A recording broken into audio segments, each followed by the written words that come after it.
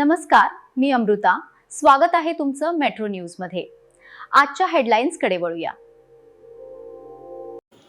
सोलापूर शहराचे सहाय्यक पोलीस आयुक्त सुधीर खिराडकर यांनी आज सोलापूर महानगरपालिकेचे नूतन महापौर श्री विनायक कोंडाल यांची सदिच्छा भेट घेऊन महापौरपदी निवड झाल्याबद्दल त्यांचे अभिनंदन करून शुभेच्छा दिल्या. यावेळी नगरसेवक अक्षय अंजिखाणे, यतिराज वनमाने, भोजराज पवार हेही उपस्थित होते. या भेटीदरम्यान सोलापूर शहरातील वाहतूक व्यवस्थेबाबत सविस्तर चर्चा करण्यात आली. विशेषतः शहरातील प्रमुख चौकांमध्ये होणारी वाहतूक कोंडी, सिग्नल व्यवस्था, झेब्रा क्रॉसिंगची अंमलबजावणी तसेच वाहतुकीचे नियोजन अधिक सक्षम करण्याबाबत विचारविनिमय झाला.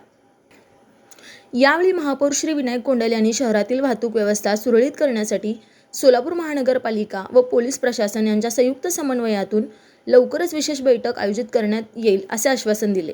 या बैठकीत शहरातील प्रमुख चौकांवरील सिग्नल व्यवस्था, झेब्रा क्रॉसिंगचे नियोजन, वाहतूक कोंडी कमी करण्यासाठी आवश्यक उपाययोजना तसेच नागरिकांच्या सुरक्षिततेच्या दृष्टीने विविध निर्णय घेण्यात येणार असल्याचे त्यांनी सांगितले.